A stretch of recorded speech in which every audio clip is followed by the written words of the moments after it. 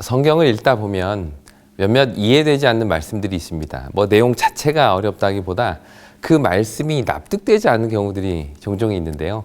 그 대표적인 예가 바로 마태복음 10장 37절입니다. 제가 이 말씀을 읽겠습니다. 아버지나 어머니를 나보다 더 사랑하는 자는 내게 합당하지 아니하고 아들이나 딸을 나보다 더 사랑하는 자도 내게 합당하지 아니하며. 여기서 예수님께서는 두 가지를 말씀하셨습니다. 첫째는 자녀가 부모를 예수님보다 더 사랑하는 것이 합당치 않다라는 것이고요. 또 하나는 부모가 자녀를 예수님보다 더 사랑하는 것이 합당치 않다라는 말씀입니다. 여러분, 이 말씀을 들으면 어떤 생각이 드시나요? 우리 예수님은 참 욕심이 많은 분이시다. 자기만 사랑하라 하시고 라고 생각하기가 쉽습니다. 하지만 우리가 잘 알듯이 예수님은 그런 분이 아니시죠. 그분은 이미 십자가에서 그분의 이타적인 사랑을 증명하셨습니다. 그렇다면 우리는 이 말씀을 어떻게 이해해야 할까요? 부모나 자녀를 예수님보다 더 사랑하는 것이 합당하지 않다. 오늘은 이 사무엘상에 나와 있는 두 가정의 이야기를 통해서 이 예수님의 이 말씀의 진정한 의미가 무엇인지를 함께 생각해 보도록 하겠습니다. 사무엘상 1장은 한나라는 한 여인을 소개하면서 시작이 됩니다. 성경은 그녀의 아픔과 또 그에 대한 하나님의 섭리를 아주 감동적으로 전하고 있는데요. 그녀는 아들을 주시기를 하나님께 간구했고 하나님께서는 그 간구를 들으셨죠. 그러자 한나는 하나님께 서약한 대로 그 아들을 하나님께 드려 평생을 성전에서 봉사하도록 합니다. 이것이 사무엘상 1장부터 2장 11절까지의 내용이죠. 그리고 이 이야기는 이렇게 마무리가 됩니다. 11절입니다. 엘가나는 라마의 자기 집으로 돌아가고 그 아이는 제사장 엘리 앞에서 여호와를 섬기니라. 이렇게 한나의 가족 이야기가 감동적으로 마무리되자 성경은 갑자기 시선을 돌려서 이번에는 또 다른 가정, 즉 엘리 제사장의 가정을 주목합니다. 그런데 그 가정을 소개하는 첫 마디가 이런 것이었습니다. 12절입니다. 엘리의 아들들은 행실이 나빠 여호와를 알지 못하더라. 엘리의 아들들, 그러니까 당시 최고의 영적 지도자인 엘리의 아들들이 행실이 나빠 여호와를 알지 못했다는 것이 그 가정에 대한 성경의 평가입니다. 엘리가 제사장이니까 엘리의 아들도 당연히 제사장이죠. 그런데 그런 그들이 여호와를 알지 못했다. 이게 무슨 말일까요? 여기 12절에 나오는 두 표현, 행실이 나쁘다라는 말과 여호와를 알지 못하더라라는 말은 당시 이 아들들의 영적인 상태가 어떠했는지를 분명히 보여줍니다. 먼저 이 행실이 나쁘다라고 번역된 이 말은요, 히브리어로 베네벨리알입니다. 히브리어로 베네벨리알. 이 베네라는 말은 누구누구의 아들이란 뜻이고요. 벨리알은 파멸이라는 뜻의 히브리어인데요. 이것은 성경에서 사단의 이름으로 사용이 됩니다. 고린도후서 6장 15절에 보면 사단을 벨리알이라고 표현을 하고 있죠. 그러니 히브리 성경은 그냥 단순히 그들을 행실이 나빴다라고 말하는 것이 아니라 그들은 사단의 아들들이다 라고 말한 것입니다. 이것이 바로 하나님의 눈에 비친 엘리의 아들들의 영적인 상태였죠.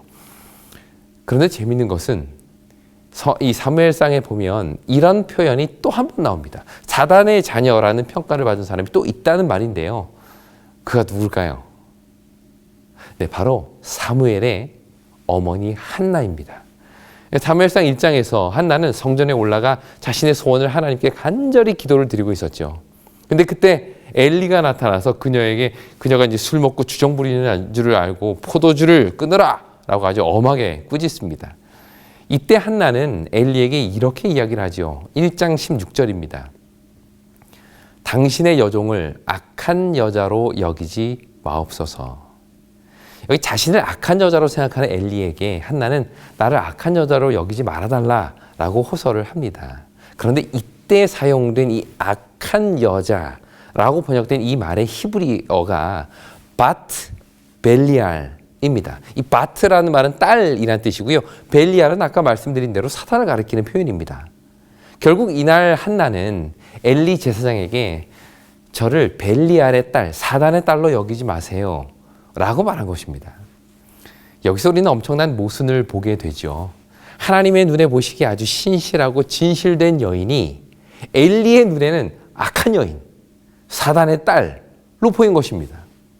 하지만 반대로 하나님의 눈에는 불량자요 사단의 아들들로 보였던 그 엘리의 아들들은 오히려 엘리의 눈에는 아무런 문제없는 아주 귀한 내 자식, 귀한 내 새끼로 보였던 것입니다. 이처럼 엘리의 눈은 어두웠습니다. 하나님의 눈에 보기 합당한 여인은 벨리알의 딸로 취급을 하며 엄히 꾸짖는 반면에 하나님 눈에 보시기에 너무도 불량하고 가증한 아들들은 끝까지 방관하지요. 이것이 장차 그 가정에서 일어날 엄청난 비극의 뿌리가 됩니다. 둘째로 성경은 엘리의 아들들을 가리켜 여호와를 알지 못하더라 라고 이야기를 합니다. 사실 제사장이 하나님을 알지 못할 수는 없죠. 그들은 늘 하나님께 제사를 드렸고 성전에서 진행되는 모든 일에 그들은 이미 전문가였습니다. 그러나 성경은 분명히 그들을 가리켜 여호와를 알지 못하더라 라고 말합니다. 본인 스스로는 하나님을 너무 잘한다고 생각하지만 정작 하나님이 보실 때에 그들은 하나님을 눈꼽만큼도 알지 못하는 자들이었다는 것이죠. 하나님을 바르게 알았다면 도저히 할 수 없는 일들을 일삼는 그들을 향해 하나님은 하나님을 전혀 알지 못하는 자들이라고 정의한 것입니다. 마치 산상수훈에서 우리가 주의 이름으로 선지자 노릇하며 주의 이름으로 귀신을 쫓아내며 주의 이름으로 많은 권능을 행하였다라고 자부하는 자들을 향해 내가 너희를 도무지 알지 못한다라고 말씀하신 것처럼 엘리의 아들들에 대한 하나님의 평가는 여호와를 알지 못하는 자들이었던 것입니다. 그렇다면 도대체 그들의 모습이 어느 정도였기에 성경은 그들을 사단의 아들들이요 여호와를 알지 못하는 자들이라고 평가했을까요? 성경은 곧이어 그 이유를 이렇게 설명합니다. 사무엘상 2장 13절과 14절입니다. 그 제사장들이 백성에게 행하는 관습은 이러하니 곧 어떤 사람이 제사를 드리고 그 고기를 삶을 때에 제사장의 사환이 손에 3살 갈고리를 가지고 와서 그것으로 냄비에나 솥에나 큰 솥에나 가마에 찔러 넣어 갈고리에 걸려 나오는 것은 제사장이 자기 것으로 가지되 실로에서 그곳에 온 모든 이스라엘 사람에게 이같이 할 뿐 아니라. 이 말씀을 보면 우리는 보통 제사를 드리면 번제단에 올려다가 다 태우는 걸로 알고 있는데요. 여기 보니까 고기를 삶는다라고 말합니다. 그렇다면 이 제사는 어떤 종류의 제사를 말하는 걸까요? 성경에는 여러 종류의 제사가 있습니다. 그런데 각 제사의 종류마다 드려지는 방법이 다 다릅니다. 예를 들어서 번제는 희생제물 전체를 다 불사릅니다. 반면에 속죄제나 속건제는 고기의 기름과 콩팥 등은 제단에서 사르고요. 그 고기는 다 제사장에게로 돌아갑니다. 하지만 화목제 같은 경우는요. 기름과 콩팥은 단 위에서 불사르지만 그 고기는 제사장과 화목제를 드린 사람이 나누어 먹습니다. 이때 고기는 반드시 삶아서 먹도록 되어 있는데요. 그 이유는 물의 삶음으로 고기의 피가 다 빠지게 하기 위함입니다. 이렇게 삶아진 고기 중에 제사장에게 주어지는 부위는요. 가슴과 넓적다리 그리고 두 볼과 위라고 성경은 정리하고 있고요. 나머지는 제사를 드린 그 사람에게로 돌아갑니다. 그런데 이 말씀을 보면 여기 이 두 아들들은 그렇게 삶고 있는 화목제의 고기 중에 자신에게 할당된 몫만을 정확히 취하는 것이 아니라 그냥 갈고리를 던져 넣어가지고 거기에 걸려 나오는 건 무조건 자기 몫으로 삼음으로써 백성들의 몫을 빼앗고 있는 모습을 성경은 묘사하고 있는 것입니다. 하지만 그들의 죄악은 여기서 끝나지 않았죠. 그들은 백성들의 몫을 빼앗는 것에 부족하여 이제는 하나님의 것에까지 손을 댑니다. 모든 제사에서 피와 기름은 결코 사람들이 취할 수 없죠. 이것은 오직 하나님께만 돌려졌어야만 했는데 엘리의 두 아들들은 그 하나님께서 취하시는 부분까지도 빼앗아갔다는 기록이 바로 그 다음 절에 나옵니다. 15절과 16절 말씀입니다. 기름을 태우기도 전에 제사장의 사환이 와서 제사 드리는 사람에게 이르되 제사장에게 구워드릴 고기를 내라. 그가 내게 삶은 고기를 원하지 아니하고 날 것을 원하신다 하다가 그 사람이 이르기를 반드시 먼저 기름을 태운 후에 하나님께 드려야 될 그 기름을 태운 후에 내 마음에 원하는 대로 가지라 하면 그가 말하기를 아니라 지금 내게 내라. 그렇지 아니하면 내가 억지로 빼앗으리라 하였으니. 엘리의 두 아들들은 삶은 고기보다는 이 구운 고기를 더 좋아했다라고 성경은 말합니다. 고기를 삶으면 피가 다 빠져서 별 맛이 없지만 피가 있는 그대로 생고기를 구워 먹는 게 더 맛있었던 모양입니다. 하지만 이것은 피를 결코 먹지 말라라고 하신 하나님의 말씀에 위배되는 것이었죠. 또한 희생 제물의 기름은 언제나 여호와께 바쳐져야만 했습니다. 화목제의 희생 제물도 반드시 여호와의 것인 기름 부분이 먼저 번제단 위에서 태워져야 여호와께 바쳐져야만 했던 것입니다. 그런 후에 제사장 자신들의 몫을 취할 수가 있었죠. 하지만 엘리의 아들들은 하나님께 기름을 먼저 바치기도 전에 자신의 몫을 빼앗아 피채 구워 먹었던 것입니다. 피와 기름은 여호와께만 돌려져야만 했는데 그들은 여호와의 몫까지 빼앗았던 것이죠. 이처럼 그들은 제물 중에 백성들의 몫을 빼앗을 뿐만 아니라 하나님께 드려져야 할 하나님의 몫까지도 손을 대었던 것입니다. 그러나 그들의 악한 행동은 여기서 끝나지 않습니다. 22절 엘리가 매우 늙었더니 그의 아들들이 온 이스라엘에게 행한 모든 일과 회막문에서 수종드는 여인들과 동침하였음을 듣고. 엘리의 아들들은 회막에서 수종드는 여인들과 동침하는 일까지 했다라고 성경은 이야기를 합니다. 분명 자신의 아내가 있었음에도 불구하고 다른 여자와 그것도 회막에서 일하는 여자들과 잠자리를 같이 했다는 것이죠. 그런데 우리가 주목해 보아야 할 부분은 여기 동침하다라고 번역한 이 단어가 히브리어로 샤카브라는 단어인데요. 이것은 일반적인 강간 행위를 뜻하는 것이 아닙니다. 다시 말해 이런 일들은 회막문에서 수종드는 여인들과의 합의 하에 이루어졌다는 것이 분명합니다. 이런 모습은 당시 이방신들을 섬기는 신전에서는 흔히 볼 수 있는 일이었는데요. 그들은 신에게 제사를 드리고 그 신전에서 일하는 여인들과 성관계를 갖는 것이 일반적인 모습이었습니다. 이런 이교 풍습들이 하나님의 회막 안 깊은 곳까지 들어와 있었음을 성경은 우리에게 보여주는 것이죠. 이런 일을 주도한 사람이 바로 엘리의 두 아들들이었습니다. 그들은 제사장이었고요. 이스라엘 내에서 영적인 권위가 보장된 사람이었습니다. 그런데 그런 자들의 그 악한 습관과 영향력은 사실 금방이라도 백성들에게 퍼져나가게 되었고요. 백성들 역시 영적으로 해이해지게 만드는 아주 강력한 이유가 되었던 것이죠. 24절에 보면 이런 소문을 들은 엘리가 그의 아들들에게 너희가 여호와의 백성으로 범죄케 하는도다 라는 말을 했는데요. 이것은 그들 자신뿐만 아니라 다른 백성들로 하여금 죄를 짓도록 부추기는 역할을 그들이 했다라는 것을 단적으로 보여주는 표현입니다. 이처럼 지도자의 타락은 그것을 바라보는 많은 백성들의 타락으로 이어지죠. 이스라엘의 역사를 봐도 왕이 타락하면 백성들의 타락은 불보듯 뻔한 일이었습니다. 왕이 우상을 숭배하면 우상 숭배는 삽시간에 백성들에게까지 퍼져나가죠. 이처럼 엘리의 아들들의 불경함은 회막에서 일하는 여인들뿐만 아니라 그것을 보는 수많은 백성들에게까지 이 죄를 부추기는 결과를 맞는 것입니다. 근데 그뿐만이 아니었죠.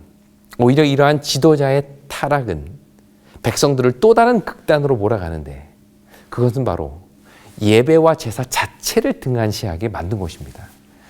제사장들이 저 모양이니 내가 성전에 가서 예배한들 무슨 소용이 있겠느냐라는 생각을 한 것이죠. 내가 드리는 제물은 오히려 저 사람들의 배만 불리는 것이 되니 난 차라리 예배하러 가지 않겠다라는 생각을 한 것입니다. 이 당시의 모습을 부조화 선지자는 이렇게 소개합니다. 많은 백성은 홈리와 비나스의 부패한 행로를 보고 분개하여 지정된 예배 장소에 올라가지 않았다. 그리하여 하나님께서 제정하신 예배는 악인들의 죄로 인해 멸시와 무시를 당하였다. 불경과 방탕과 우상숭배가 무서울 정도로 유행하였다. 이것이 당시 엘리의 두 아들들을 통해 나타난 이스라엘의 영적 모습이었습니다. 그런데 지금부터 드리는 말씀이 중요합니다. 사실 오늘 이 말씀을 드리는 이유는요, 이 홈리와 비느하스가 얼마나 큰 죄를 범했느냐를 말씀드리려는 것이 아닙니다. 오늘 말씀의 핵심은 왜 그들이 이렇게 되었을까에 대한 답을 찾는 것입니다. 과연 성경은 왜 이들이 하나님을 경멸하고 백성들을 무시하며 극심한 타락의 길로 가게 되었다고 말하고 있을까요? 성경은 이 한 절로 그 이유를 이렇게 설명합니다. 사무엘상 2장 29절입니다. 너희는 어찌하여 내가 내 처소에서 명령한 내 제물과 예물을 밟으며 내 아들들을 나보다 더 중히 여겨 내 백성 이스라엘이 드리는 가장 좋은 것으로 저희들을 살찌게 하느냐. 여기서 하나님께서는 엘리에게 너희는 어찌하여 내 아들들을 나보다 더 중히 여기느냐라고 말씀하십니다. 여기 중히 여기다라는 말이 히브리어로 카바드라는 단어인데요. 이것은 하나님의 영광을 나타내는 단어인 카보드에서 유래한 말입니다. 그러므로 하나님께서 어찌하여 내 아들을 나보다 더 중히 여기느냐라는 말은 하나님께 돌려야 할 영광을 왜 자녀들에게 돌리느냐라는 뜻입니다. 성경은 바로 이것이 그 자녀들을 타락하게 만든 아주 중요한 이유라고 이야기를 하는 것이죠. 자식을 하나님보다 더 사랑하는 일, 하나님께 돌려야 할 영광을 그 자녀들에게 돌리는 일, 그러한 부모의 죄가 결국 그 자녀들로 하여금 하나님 알기를 거절하고 벨리알의 아들들이라는 평가를 받게 하는데 지대한 영향을 끼쳤다는 것입니다. 그런데 재미있는 사실은 성경은 처음부터 의도적으로 사무엘과 이 엘리의 두 아들들을 대조하여 설명하고 있습니다. 사무엘상 2장 18절에 보면 사무엘은 세마포 에봇을 입고 여호와 앞에서 섬겼다라고 말하지만요, 12절에서 엘리의 아들들은 벨리알의 아들들이요 여호와를 알지 못하는 자들이다 라고 표현을 합니다. 또 26절에서 사무엘은 점점 자라면서 여호와와 사람들에게 은총을 더욱 받게 되었다라고 이야기하는 반면에 13절부터 나오는 엘리의 아들들은 제사를 더럽히고 백성들의 원망을 듣습니다.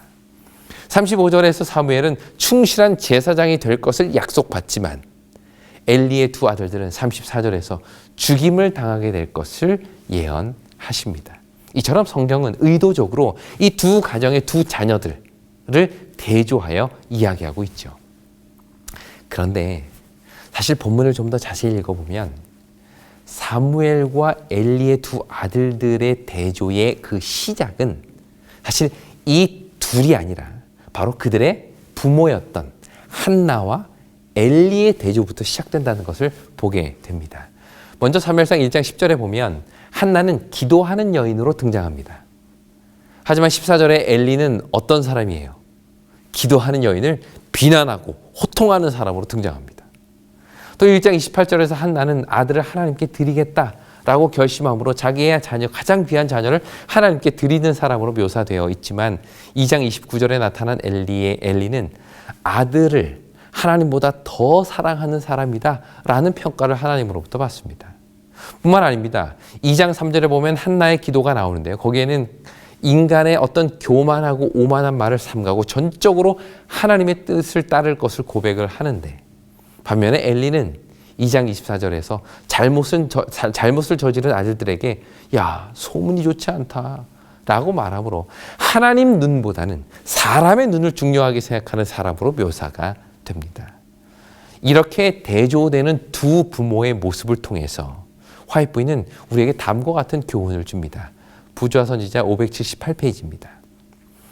우리는 부모나 목사로서 우리의 권위로 저지할 수 있었던 악에 대하여 그것이 마치 우리 자신의 죄악인 것처럼 똑같이 책임이 있다.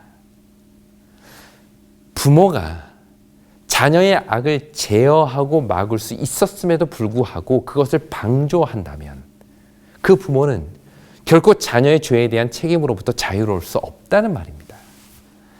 엘리가 오늘 우리에게 주는 가장 분명한 교훈이 바로 이것이죠. 그는 하나님보다 자녀를 더 귀히 여김으로써 그의 자녀들이 하나님의 영광을 빼앗는 일에 동조하였습니다.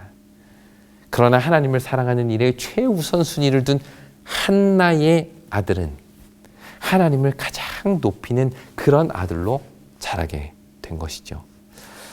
오늘 이 짧은 말씀을 마무리하면서 다시 처음에 읽었던 하나님의 말씀으로 돌아가 보겠습니다.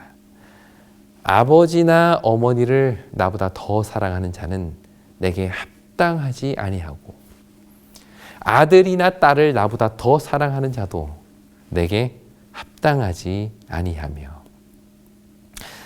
왜 예수님께서는 아들이나 딸을 나보다 더 사랑하는 것이 합당하지 않다라고 말씀하셨을까요? 자식을 더 사랑하고 자식에게 더 많은 영광을 돌리는 일이 뭐가 잘못됐을까요? 이것은 결코 나를 제일 사랑해야 돼, 나만 사랑해야 돼, 내가 최고여야 돼 라는 이기적인 마음의 표현이 아니었습니다. 오히려 이 말씀은 나를 가장 사랑하는 것이 자녀를 가장 사랑하는 길이다 라는 뜻으로 주신 말씀이죠. 부모가 자녀를 가장 사랑하는 길은 그의 삶 속에서 하나님을 가장 사랑하는 모습을 자녀에게 보여주는 것입니다.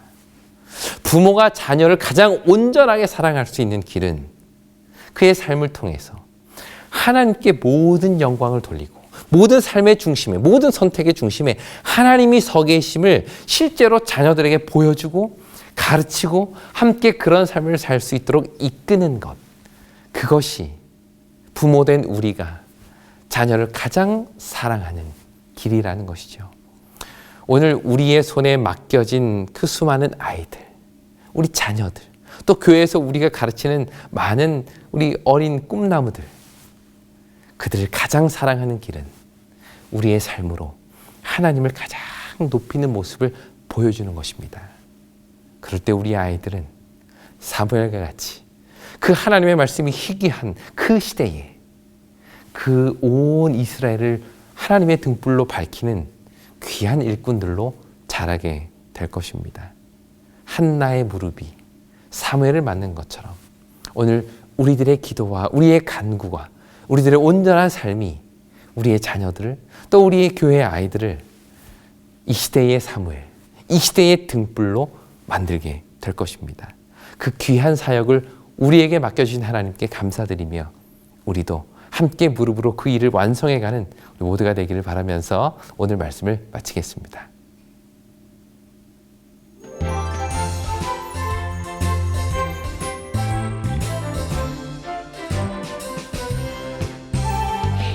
여호와는 나의 빛이요 나의 구원이시니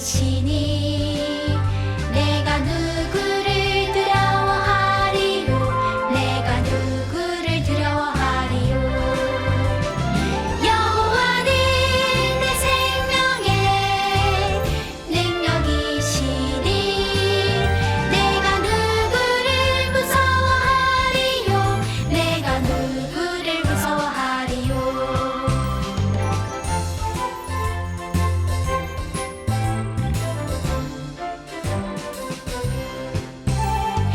여호와는 나의 빛이요 나의 구원이시니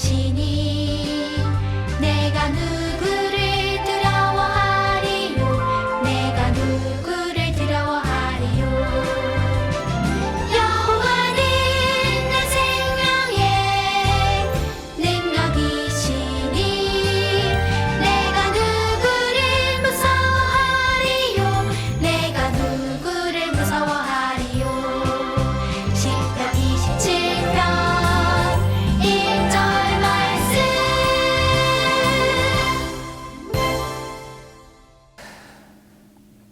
거룩하신 아버지 하나님, 오늘 이 말씀을 통해서 부모된 저희에게 또 교사된 저희에게 우리 사랑하는 아이들을 어떻게 대해야 할지를 알려주시니 감사합니다.